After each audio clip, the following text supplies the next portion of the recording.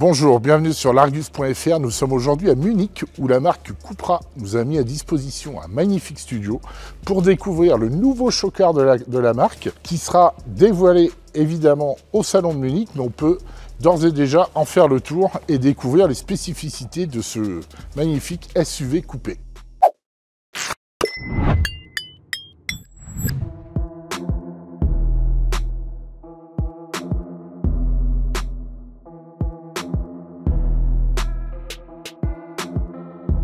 Première observation avec ce Tindaya, en fait, c'est vraiment la face avant qui a vraiment une tête de requin qui est prêt à mordre, avec une face avant très travaillée, notamment sur les boucliers. En fait, on voit ici tout le travail en bas qui a été sculpté avec cet avant très pointu qui pourrait presque faire penser à une autre marque du groupe Volkswagen, mais une marque italienne qu'on appellerait Lamborghini par exemple. Et cette face avant, en fait, elle va avoir... Ils appellent ça en fait le masque noir, et en fait elle va venir s'éveiller avec une sorte de cinématique d'accueil avec le logo Cupra qui va venir s'allumer.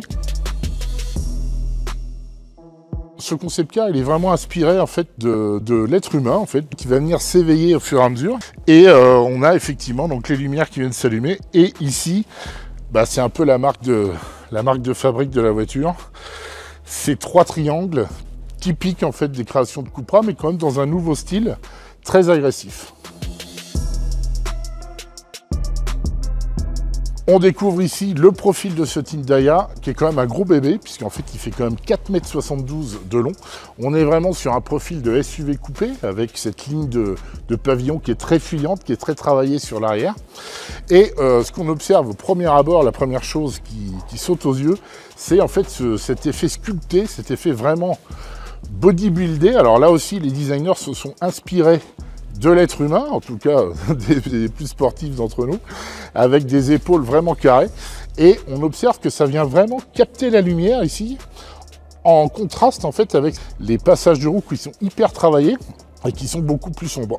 Ce qui est intéressant ici, c'est que cette partie-là est réalisée en fibre de lin, donc c'est un peu les mêmes propriétés que la fibre de carbone, sauf qu'il sera un bilan en fait écologique bien plus favorable.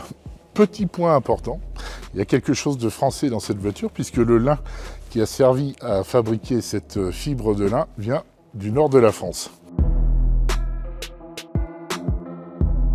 Autre chose intéressante, on voit que la voiture a vraiment campé sur ses roues. On a des roues quand même qui sont en 23 pouces, avec des jantes qui là aussi sont très travaillées, avec là aussi la volonté pour les designers de faire quelque chose de très massif au niveau des roues. Il y a vraiment un travail de texture qui a été fait sur les jantes. Et on observe aussi là aussi une autre matière avec des aspects très travaillés aussi, puisqu'en fait là c'est pareil, c'est vraiment essayer de retrouver un esprit vraiment organique et qui rappelle là aussi le corps humain. Petit détail aussi, on a vraiment un travail sur les matières qui a été réalisé. On passe ici du gris, on va dire, métallique au transparent. Il y a un travail des matières qui a été fait sur des contrastes. On retrouve ça ici aussi, avec là en fait une matière aussi qui est assez originale, puisque on voit que le toit a été travaillé. Il y a une colonne vertébrale en fait sur le toit qui vient descendre en fait de chaque côté du haillon. Et cette partie-là, en fait, elle est réalisée en impression 3D, mais métallique.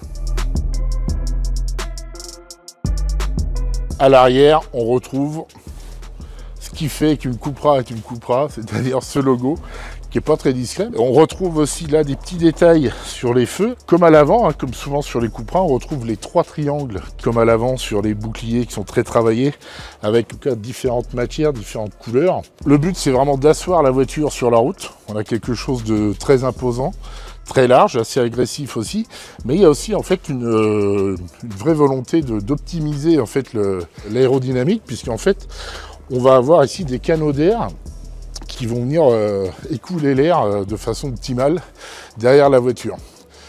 On a aussi ces deux spoilers avec une sorte de tunnel central au milieu qui là aussi sont là pour à la fois le style mais aussi l'optimisation de l'aérodynamique.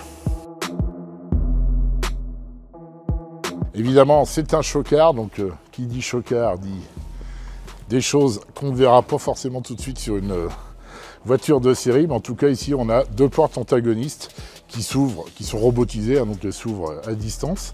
Et on observe à l'intérieur, on découvre donc l'habitacle avec une absence aussi de montant central pour vraiment entrer dans un cocon et avoir une notion d'espace aussi intéressante. Ce Tindaya est une 2+2, hein, c'est-à-dire 2 places à l'avant, 2 places à l'arrière. On observe en fait qu'on a des sièges qui là aussi sont très travaillés. On a vraiment quelque chose qui est très futuriste avec, là aussi on retrouve des matières transparentes en fait sur le dos qui viennent en contraste changer un petit peu d'apparence et de couleur. L'intérieur, il est comme l'extérieur, c'est vraiment, ils ont voulu vraiment faire quelque chose d'organique. Le message, en fait, c'est un mélange entre digital et analogique. Et vous allez voir qu'il y a vraiment quelque chose de vivant dans cette voiture.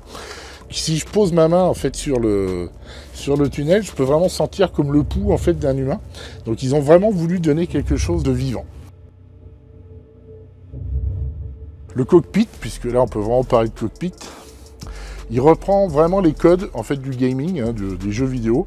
On a un volant yoke en fait. Le but c'est vraiment d'imprégner le conducteur qui doit être vraiment au cœur de la conduite, c'est-à-dire que c'est une voiture qui est vraiment conçue pour le pilote.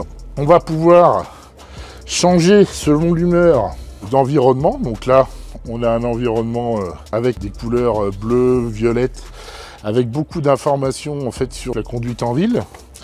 On va pouvoir avoir une ambiance comme ça un peu plus sportive avec du fluo, du vert, etc. Avec là aussi des informations qui changent en fonction en fait des besoins et des envies du pilote. Il y a des projections en fait au pied du pare-brise sur le tableau de bord. On est vraiment en immersion complète dans cette voiture. Là aussi, le son évidemment a été particulièrement travaillé. Hein. Ils ont travaillé avec Sennheiser, hein, qui est un spécialiste en fait du son. Et on a vraiment quelque chose qui se veut totalement immersif.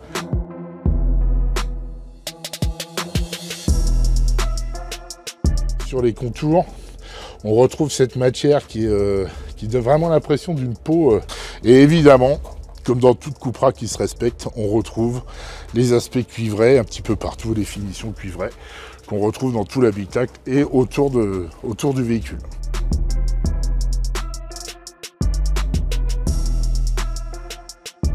Ce Tindaya, c'est vraiment un chocard, c'est-à-dire que c'est pas un véhicule qu'on retrouvera en série tout de suite, mais on peut espérer avoir en fait des petits éléments de design. On a vu qu'ils avaient vraiment travaillé l'ADN de la marque à fond avec des lignes percutantes, des lignes agressives, des petits détails qu'on retrouve déjà sur certaines Cupra. Il y a d'autres choses à l'intérieur, je pense, des aménagements, des textures, notamment le travail sur les matières qu'on pourra peut-être retrouver dans des véhicules de série tôt ou tard chez Cupra. Évidemment, ce Tindaya, on peut le retrouver au salon de Munich qui se déroule en ce moment.